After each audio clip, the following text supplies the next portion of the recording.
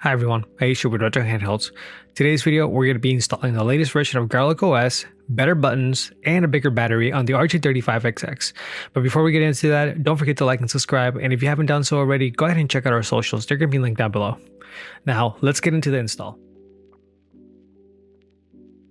Okay, so in order to get started, we're going to have to download some files. So we're going to go ahead and open up Black Sarah's Patreon.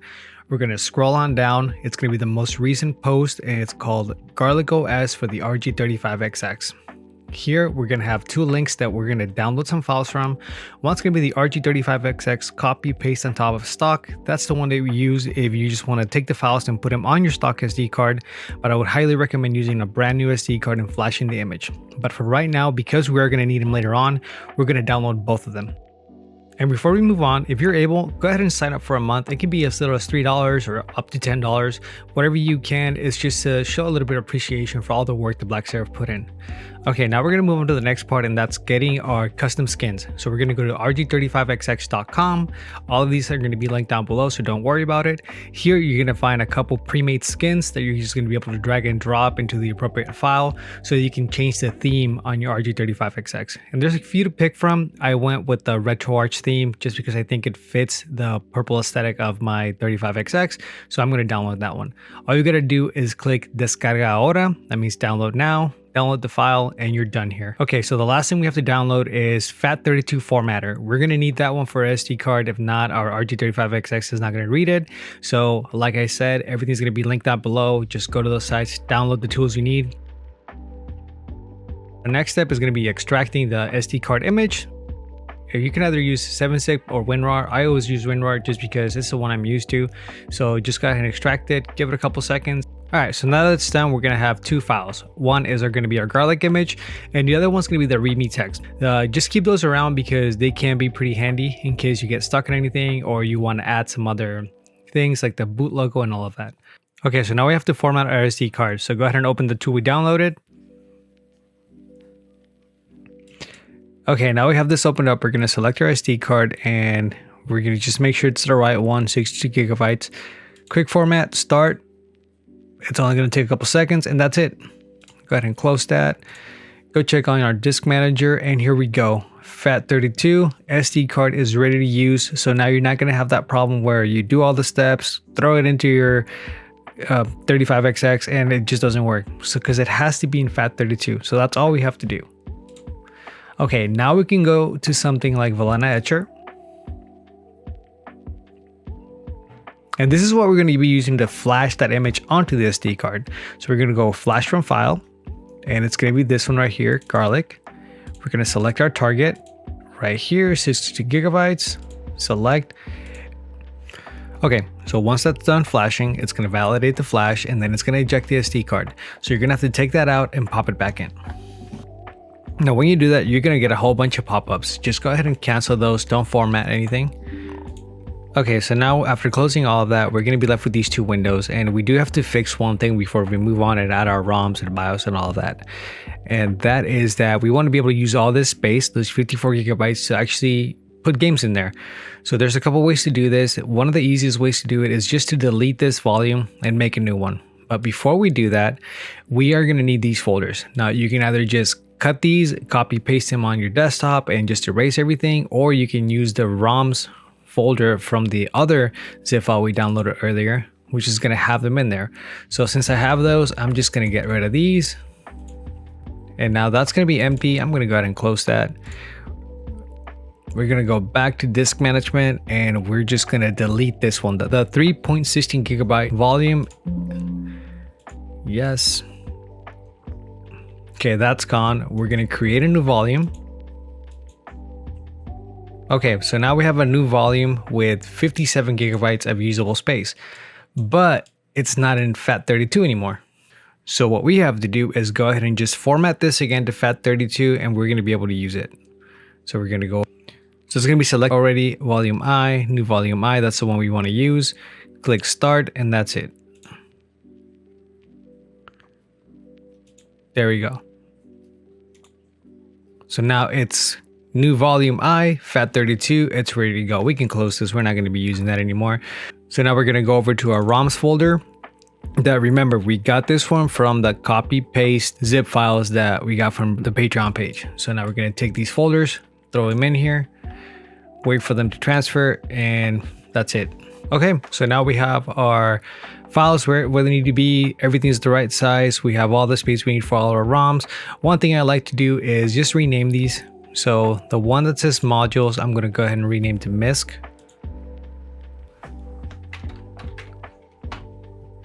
And new volume I is going to be renamed to ROMs. Now the reason I like to do that is just for in the future when there's a new update, you know exactly where the files need to go. It just saves you time later on.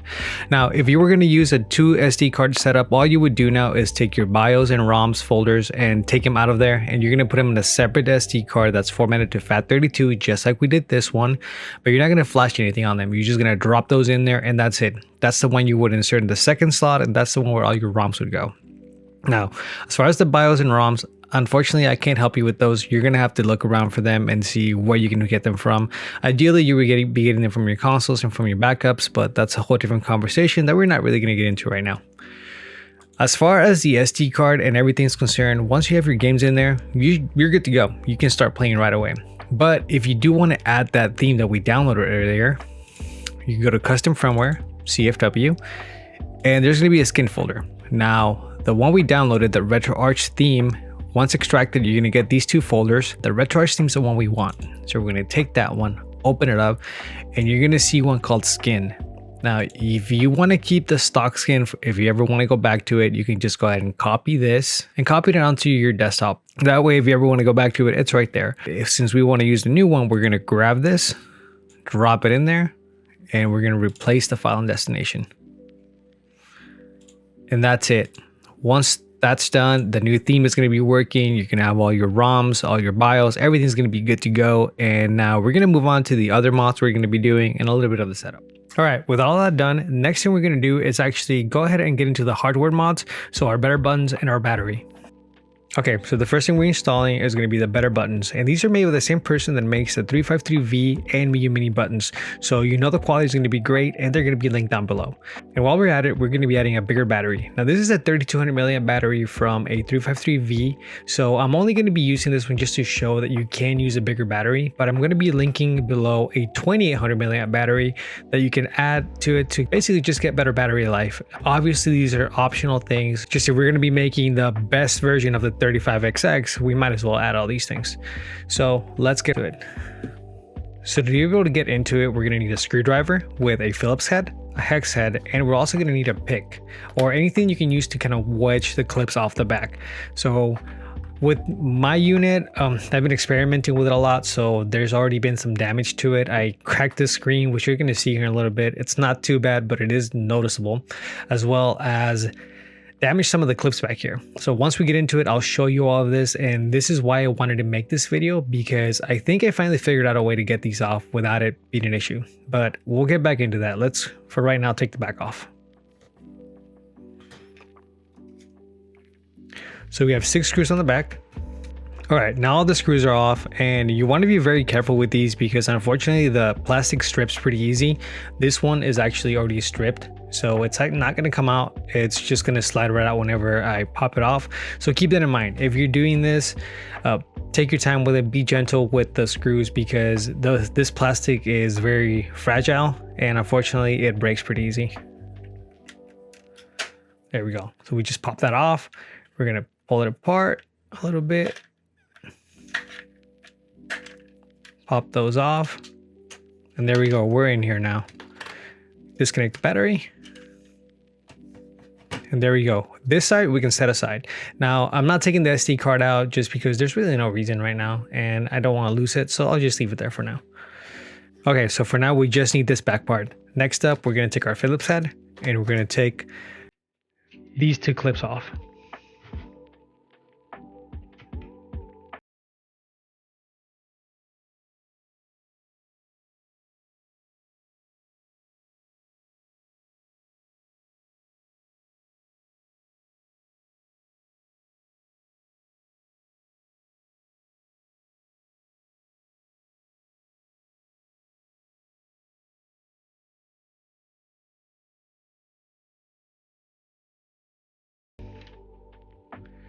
Right here you can see that is already been bent, and I broke 3 of these clips already, so I have to super glue them back on.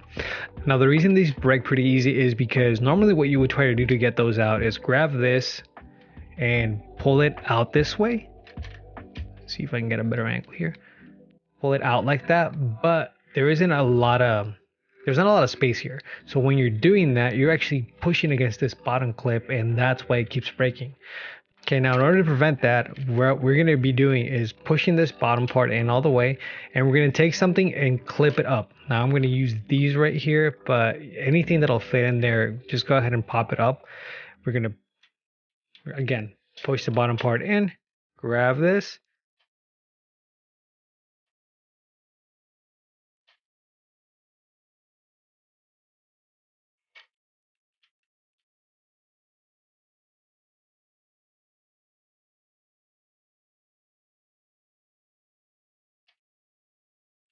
and push up. So push bottom part in, get under this clip here, and push up. There we go.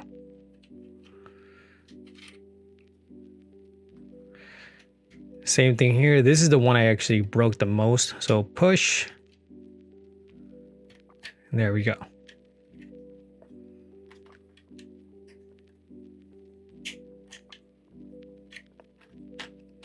Now, it may take a couple tries. If you feel like it's not giving, don't force it. Just readjust. Just make sure the bottom is being pushed in and you popping up, not pulling it away like that. But that's it. Once you get that part down, you're good to go.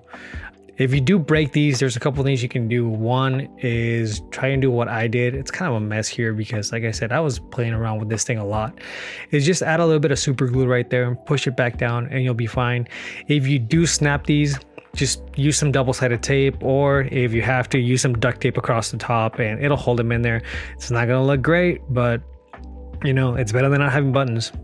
Now don't worry, if you are careful, this is a really easy mod to do. It's just make sure you take your time. Don't really rush through it. Don't try to force anything because you will break stuff, but the buttons are worth it because they are better buttons. Next part is we got to take this battery off. So this battery is going to be on with some adhesive and we just have to pop it up.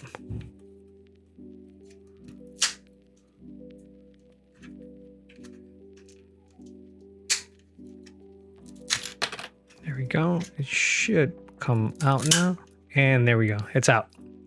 Now we take this battery aside. We're going to take the new bigger battery. Set it right there. Okay, sorry about that. Had some technical difficulties with my mic. Anyway, like I was saying, just put the battery on top of that tape. It'll hold on there. You're good to go. So now we're going to drop the buttons in. Flip it over and make sure we got the right sides. Slide this in there. And clip it on. Same thing, slides right in, clip, and that's it.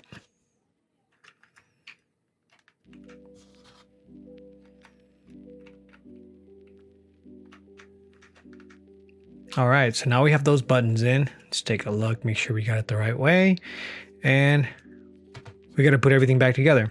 So we got to take these clips here, drop them back where they go.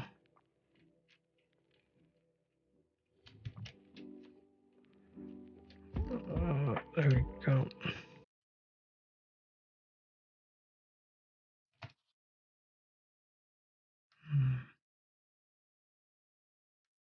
Okay, it looks like my battery's a little bit in the way, so let's just readjust it real quick. Okay, we're good. That's it. So there's not a whole lot of room here left top to bottom, but there is some on the side, and the other battery we found actually fits, so you don't really have to worry about that. It is going to be a slightly lower capacity battery, but it's still going to be much better than the stock one. That one, it is going to be from AliExpress, so it can take a while to ship. I believe it's going to be about 10 days before it ships out, so just keep that in mind that if you are going to order it, it can take a little bit of time. Anyway, let's put everything back together. Okay, and that's it. Unfortunately, while closing it back up, I broke another little part. Now, the handheld itself isn't fragile. I've just been very rough with it. I've been taking it apart a bunch of times, messing with things. I think my 351V tried to kill it because it landed right on top of it. and it did damage the screen a little bit. I keep my handhelds up on a shelf and it slid off, landed right on top of it. It didn't crack the screen, but it did do some damage to it, which you'll see here in a little bit. Anyway, this thing will take a beating. I have not been kind to it at all, and it's still going. So that is a big props to it.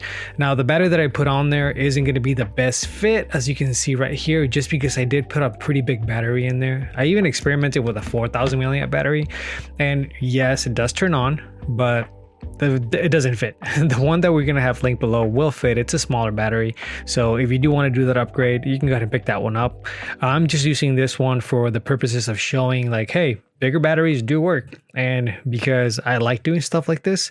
So I don't actively encourage you to put a battery that's bigger than it's supposed to be, then it's not going to close. So just keep that in mind. This is just for testing. Use the batteries that do fit. Anyway, now that that's done, let's take a look at the buttons. So these are at an angle, which means that when you're holding it, your fingers are just naturally going to rest here. You're going to have that nice, satisfying click. More comfortable to use. Great build quality.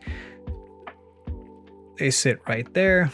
Now, the stock buttons aren't terrible. They're just not great. They're not very comfortable to use. So greatly prefer these. And this is the third time I'm using better buttons, and I can 100% recommend them. So yeah, check them out. They're going to be linked down below. Now we're going to boot this thing up, but let me clean up my area a little bit. Okay, so once we boot it up, we're going to get greeted by our brand new theme, which when you pick, it's going to look a little bit different, but everything's going to be working the exact same and everything's in the same spot. So if we go to recent, that's going to be our recent games, favorites, games that you selected as favorites, consoles, that's all our consoles, RetroArch, that's where we're going to go in. And if you want to tweak anything, if you want to set a specific core, that's where you can go do all that stuff. Now for our hotkeys, if you hold down menu while in game and you press L1, that's going to slow the game down. L2, that's going to save state. R2, that's going to load state. R1, that's going to fast forward. And if you press X, that's going to take you to the RetroArch menu. So those are our hotkeys. That's not going to change no matter what theme you go with, so don't worry about it. Now, one really big new feature of GarlicOS is the ability to overclock and underclock. Now, I think this one was actually encouraged by Wild League over on our Discord, but I'm really happy that it was implemented because it is a huge boost for the RG35XX. Now, let me show you how that works. Now, if you notice up here in the battery, if I press select, there's going to be a plus. If I press it again, 2 pluses. One more time, 1 negative, 2 negatives, and they're gone. Now what those mean is that when there's 1 plus, I just overclock to 1300 gigahertz. If I press it again, I overclock to 1500. If I press it again, I'm actually going under now and it's going to be running at 700. And if I press it one more time, it's going to be running at 500. Press it again, it's at 1000. So that's how that works. Now for some games, if you want to take advantage of fast forward and all of that, you're going to have to do that overclock, and I'll show you what that's going to look like now. But before I do, let me go ahead and turn on our frames per second so you can take a look at that. Okay, so now let's get into Final Fantasy VI, and I'm running at stock. Okay, so right here I'm getting 60 frames per second. I'm running at normal, which means it's going to be running at 1000 gigahertz. And then if I press menu in R1, it's going to speed up, and I'm going to get a couple extra frames. There we go. It's going to boost up to 130. So essentially I'm doing 2x right now. But if I go back and I use 1 overclock and I try that again, we're getting more. We're at 160 now. If I do it one more time, we're going to 180. So now this is a hard game to run for Super Nintendo, so this is pretty impressive, and this is something that we were not able to do before, which is huge. And if I go back and I use some of the lower ones, so here you can see that we're getting 90, and if we do it again, barely gets above 60. So that's how that works. Depending on how much power you want available, go ahead and press that, and your battery should still be about 4 hours, give or take, depending on how hard of a game you're running, which isn't bad. So if you've been wondering this is the time to upgrade, it definitely is. So don't think about it anymore, just go for it. All right, and that's going to be the video. So GarlicOS is being updated pretty regularly, but this last update was pretty big, so I felt that this was a good time to cover it. If you want to stay up to date with everything that's going on with it, make sure you follow Black Sheriff on Twitter, follow us on Twitter, and if you want help with your 35XX, go ahead and join our Discord. There's a dedicated channel for the 35XX in there, and the community is always happy to help. I know this video was a little bit long, so I hope you stuck with it and that it helped you out. I really like making videos like this, so if there's any type of content or something I missed that you want to share, that you want covered in future videos, make sure you leave it in the comments. And thank you. Have a great day.